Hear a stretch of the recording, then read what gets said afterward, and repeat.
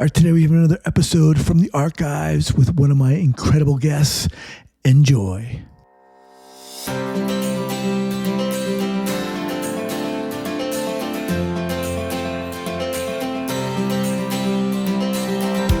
All right, welcome back to the Trauma Therapist Podcast. My name is Guy McPherson. My mission is to help trauma therapists be their incredible selves, to be human, to be real, not just a clinician. I'm a big believer in who we are is more important than what we know. And this requires cultivating authenticity, genuineness, and vulnerability, and that requires intention. You can learn more about my courses and workshops by going to thetraumatherapistproject.com. That's thetraumatherapistproject.com. Let's get started. All right, guys, welcome back to the Trauma Therapist Podcast. Guy McPherson here, and very excited to have on Elisha Goldstein. Elisha, welcome. Oh, it's so great to be here, Guy. Thanks for having me.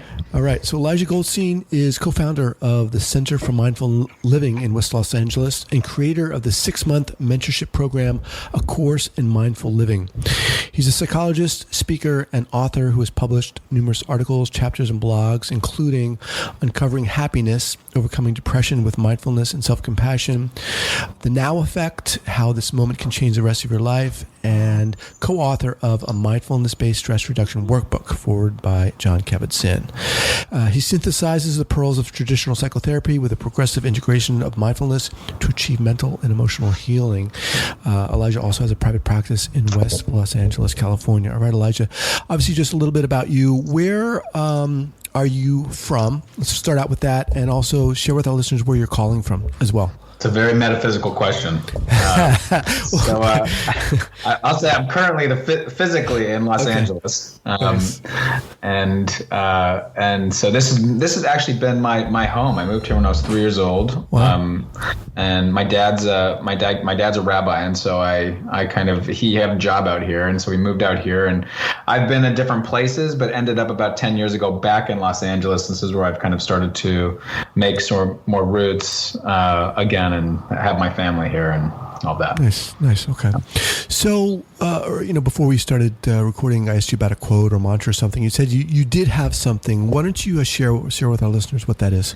Okay. So I'm kind of torn, I have to say, between a couple. And so this isn't, I'm going to say this quote, and it's not so much a mantra. Okay. I do have a mantra that I'll give to your listeners too. That's also a quote, something shorter that really can kind of inspire them in the present moment. But this is something that's really been up for me in the past year or so. And it's something I'm incredibly passionate about. And so it's a quote.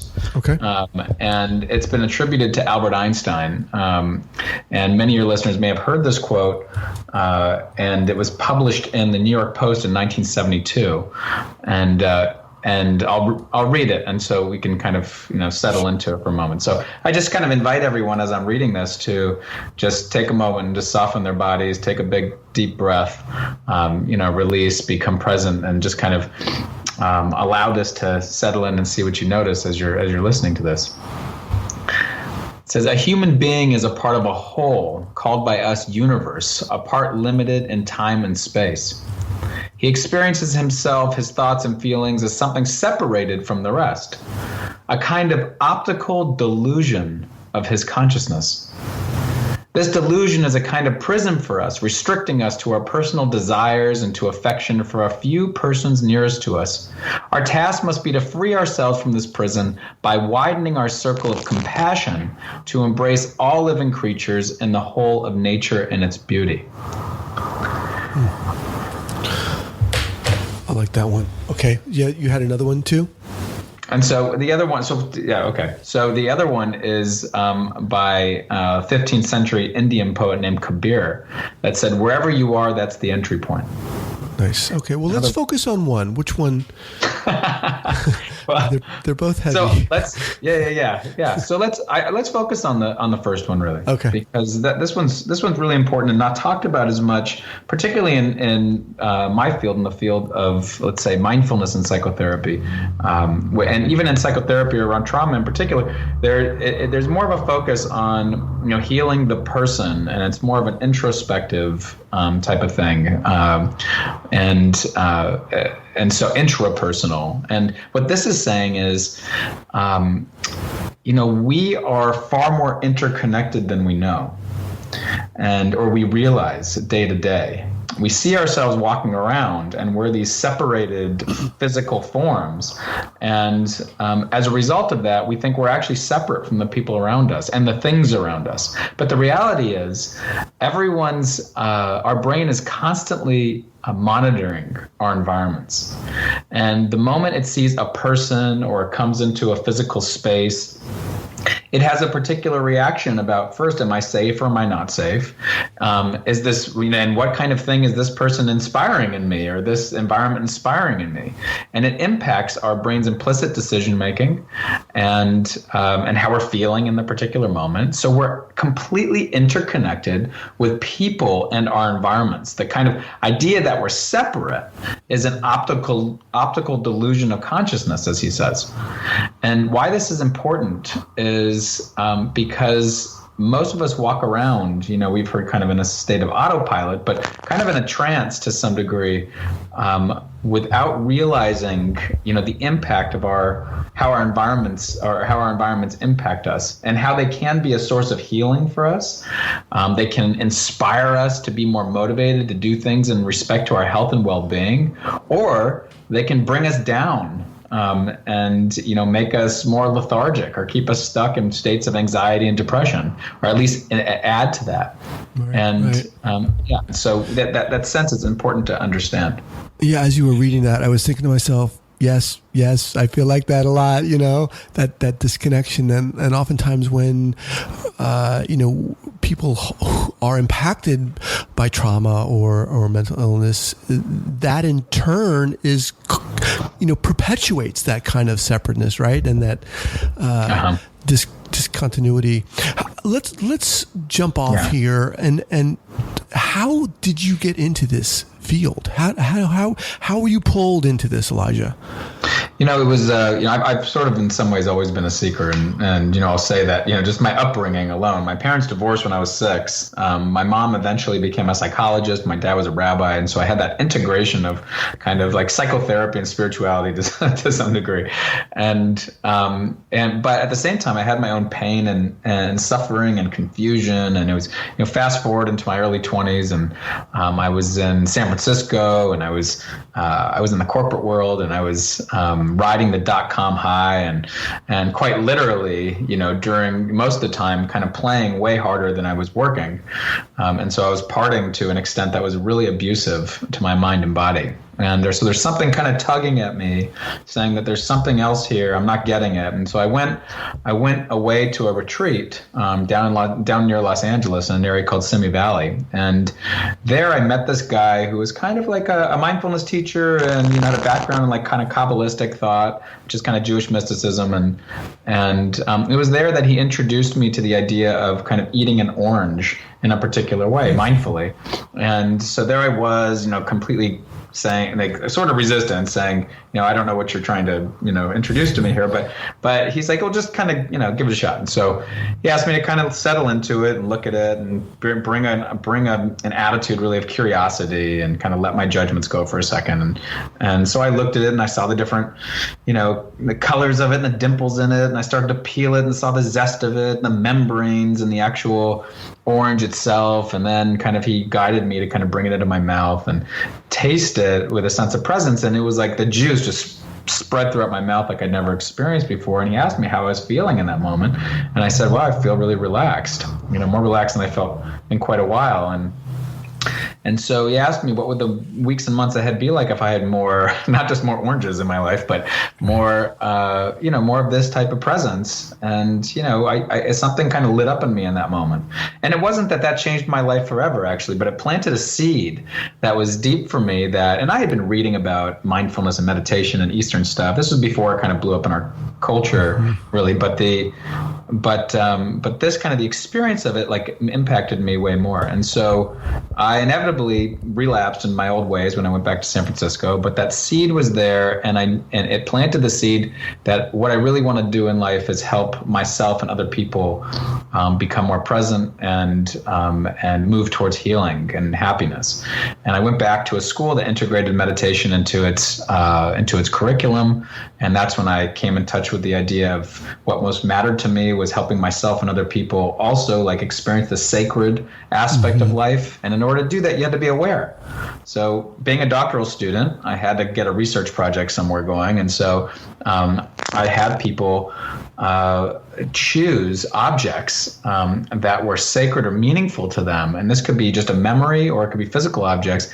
We'll guide them through a mindfulness practice of being present and relating to this object to inspire a sense of what's meaningful and sacred within.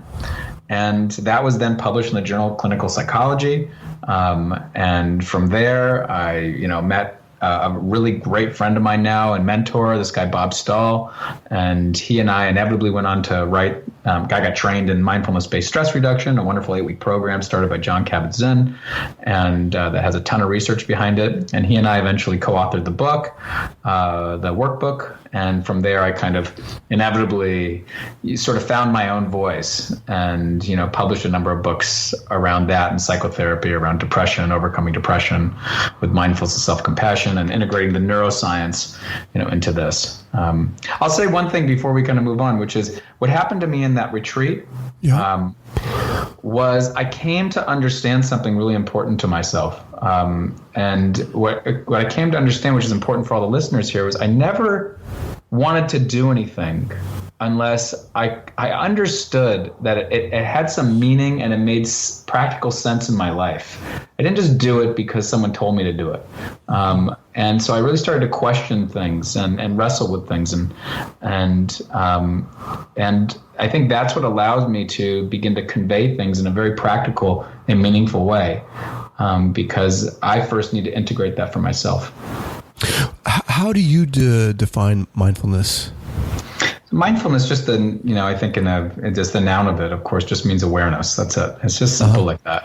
Okay. And the practice of it, the classic definition that, the secular definition anyway, that really stems from Jon Kabat-Zinn, which says the intentional practice of paying attention on purpose and in a particular way, non-judgmentally. And so I switched that because, my experience is that term non-judgmentally is very confusing for a lot of people. Mm-hmm. And so, and kind of archaic to some degree. It's old language. And so, to me, mindfulness is intentionally paying attention to something in the moment with an engaged curiosity. Mm. And that when you're curious about something, you naturally split through the judgment of it being inherently good or bad or right or wrong or fair or unfair. And instead, you're actually seeing all the elements that are there, and you're breaking. You're going to break open old patterning and see things maybe that are more skillful or helpful to you, or maybe more fresh, or maybe you're doing things you don't like or are unhealthy for you, and you're able to kind of see that more clearly, and you just don't do that anymore, or things like that. So that curiosity element is really essential and critical to mindfulness. Yeah. Within the context of trauma, talk a little bit about, the role of mindfulness, maybe some pitfalls to entry, if you will, and secondarily, I want you to share maybe, a mistake, quote unquote, you made, or an error you made when you were starting out, maybe working with individuals or getting going. Sure. So, in respect to trauma, immediately our nervous system, creates defenses to keep us safe. And it becomes really intense reactivity and patterning, that's there. And so with mindfulness, what we're doing is we're kind of getting curious about, what kind of reactivity we're noticing. We're not judging it as a good or bad thing. In fact, it might be a healthy thing for right now. In fact, some people, need to hold on to their trauma patterning for a little while in order for them to function in the world, and then eventually can kind of move towards kind of releasing it, a little bit more when they're not needing it anymore, such as trauma experience from childhood, and then later on being able to kind of release that, not needing those types of coping mechanisms anymore. Right. And so mindfulness allows us to kind kind of move towards acceptance, and not judge ourselves so harshly for our own type of reactivity, and be able to kind of maybe see new ways of responding.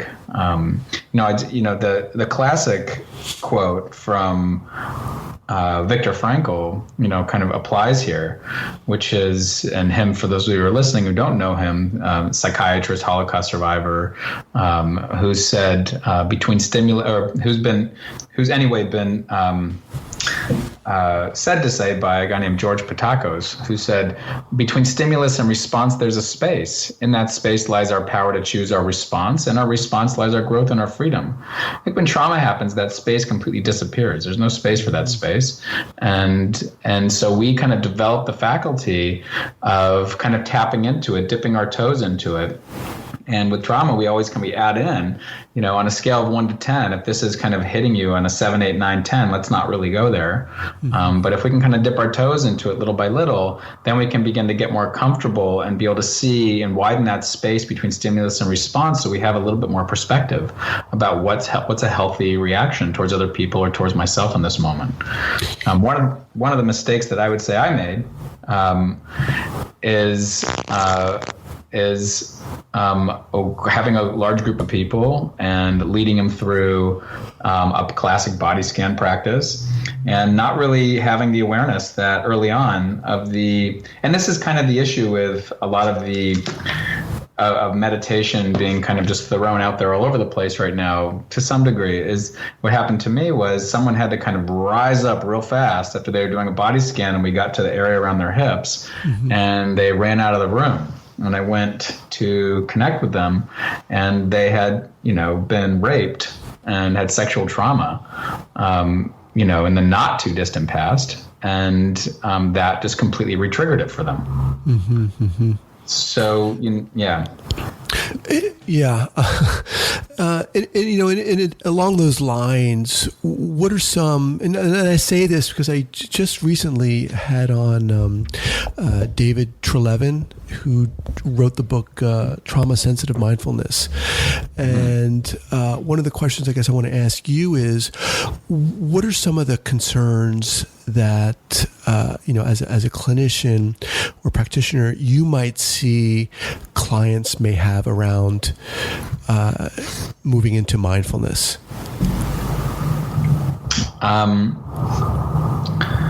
The concerns that clients may have moving into mindfulness. Yeah. I would say here's my concerns. Here's my concerns. A lot of people just, recommend meditations, or maybe they've taken a course and so they lead these meditations themselves, and with just different people. And the reality is, certain meditations can be quite dangerous for people, like in my example, and re-triggering. And so there are better meditations to do with someone who's really emotionally unstable or vulnerable, and doesn't have a lot of kind of ego strength during that time, maybe. And those are more kind of outward type of meditations. So you can still train someone's ability to become present and hear, but more externally, like listening and hearing sounds. Or maybe you're doing a grounding type of practice where you're, asking someone to visualize being as stable as a mountain, classic mountain meditation it's called. Right. These are particular types of stability meditations, and outward focused meditations are better for someone who's feeling really emotionally unstable or vulnerable. And then as we kind of get closer, then we can move back into more internal meditations, being with your emotions, being with your feelings, being with certain areas of the body, kind of tapping into those areas. But, we have to kind of know the person and their background and what they're coming in with. And that's actually quite important.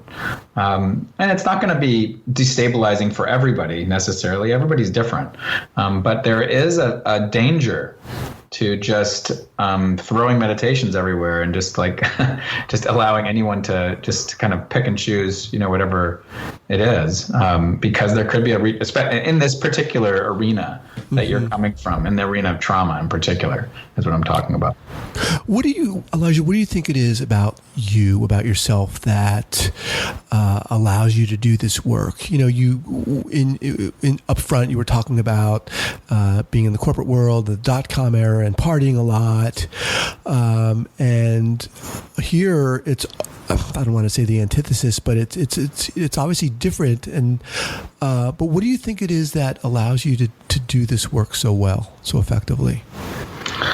I did a little thing with myself around that time where I kind of projected myself into the future, and many years from that point, and looked back and said, how would I have wanted to live?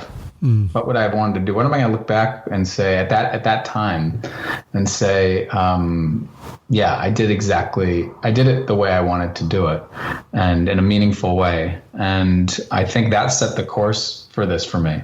And that there was nothing that replaced for me personally, and this is different for everybody, helping myself be present in life to the people I work with, to my family, to the people I come in contact with, to myself. One thing I don't talk about a whole lot, but one of the things that are like kind of little hallmarks throughout my experience, I would say traumas with a small T versus a big T.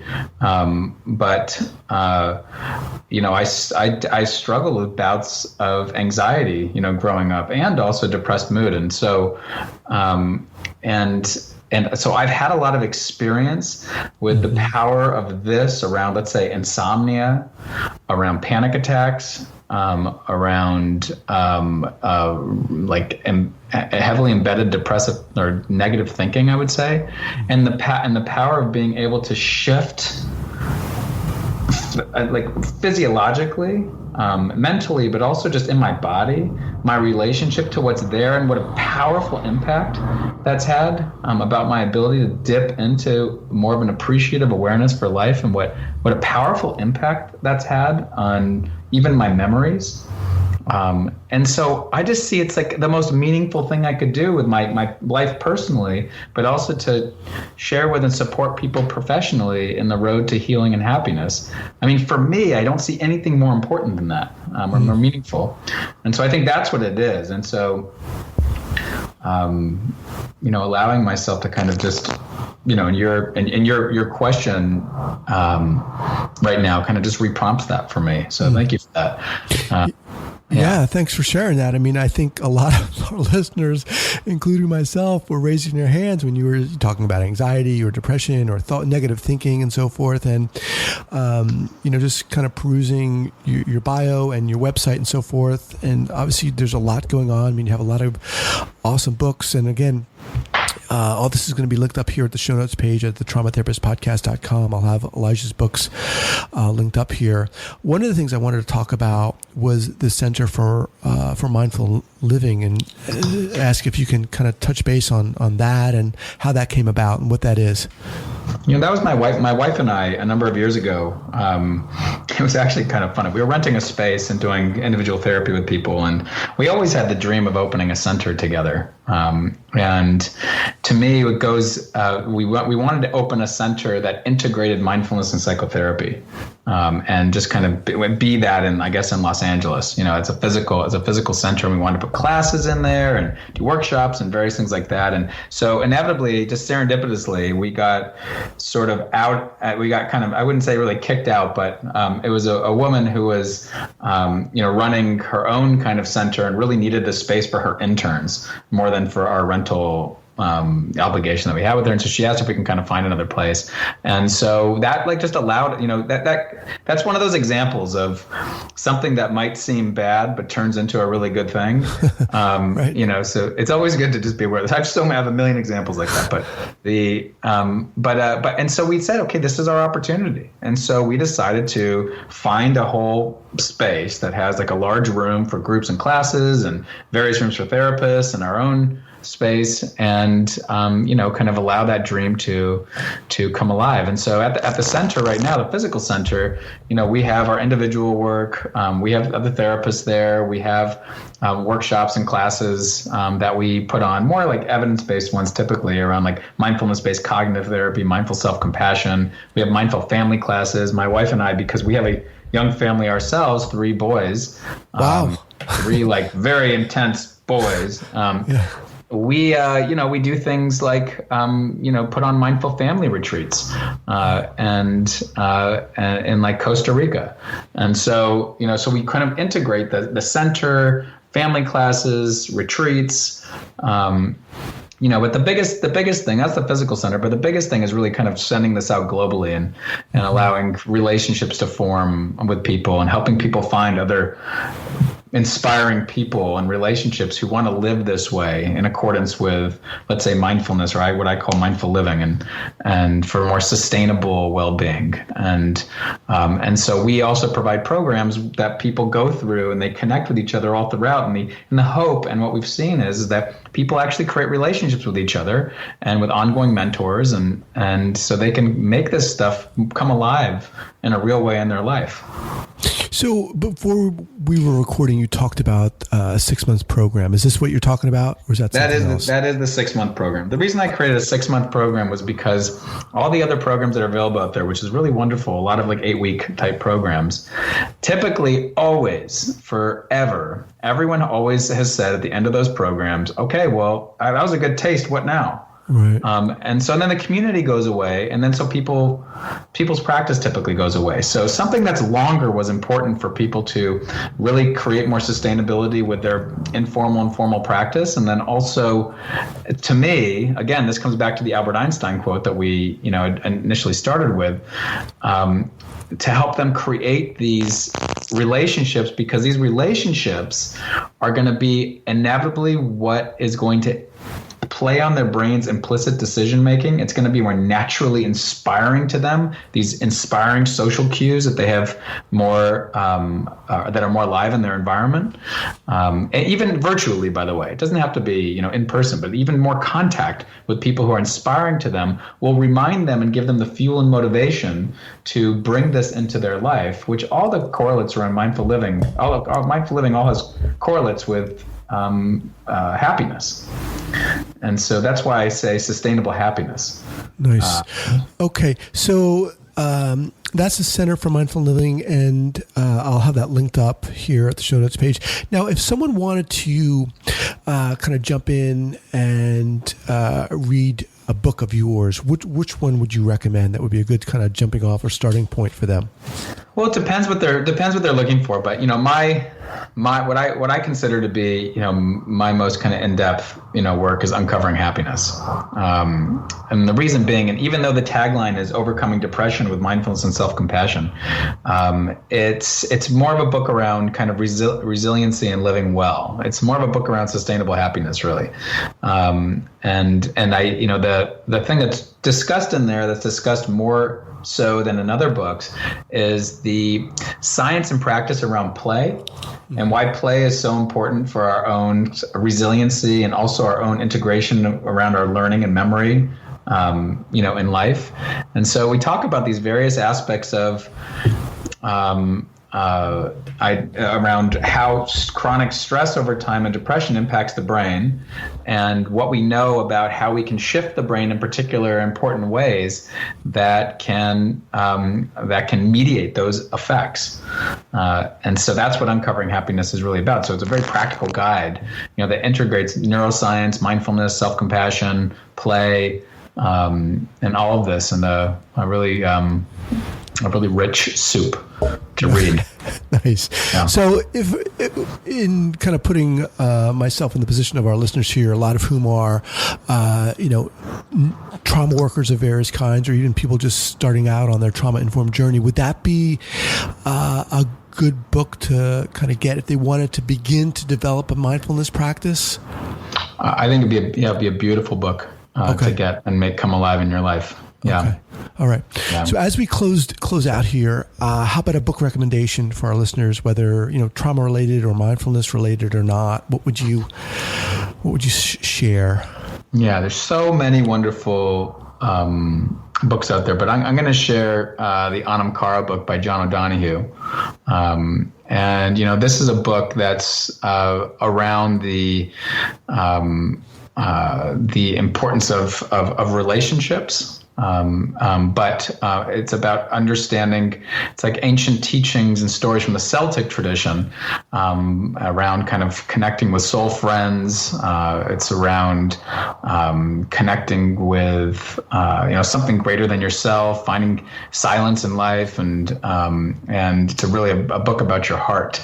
And more than anything, I think it's a book that you kind of read a little bit at a time, and or you can read the whole thing kind of quickly, but you bring it in, and it's inspiring and connecting. And what's it called again? Anam Cara. Anam Cara is in a Celtic language means soul friend. And it's just kind of a book of, just like it says, it's the subtitle of the book is a book of Celtic wisdom. It's a book of wisdom. And it's beautiful. He's a poet too, so he writes very poetically. So that's what's kind of nice about it as well. Yeah. All right, folks. I've been talking with Elisha Goldstein. Elijah, what's the best way for people to get in contact with you? You can just find me at elishagoldstein.com. And if you, that's the most kind of direct way to find me. And if you're locally in LA, you can go to mindfullivingla.org. That's where you'll find our center, the Center for Mindful Living. But those are two great places to connect. Awesome. All right, Elisha, thanks so much for taking the time to do this, man. We'll talk to you later. Wonderful guy. Thanks so much.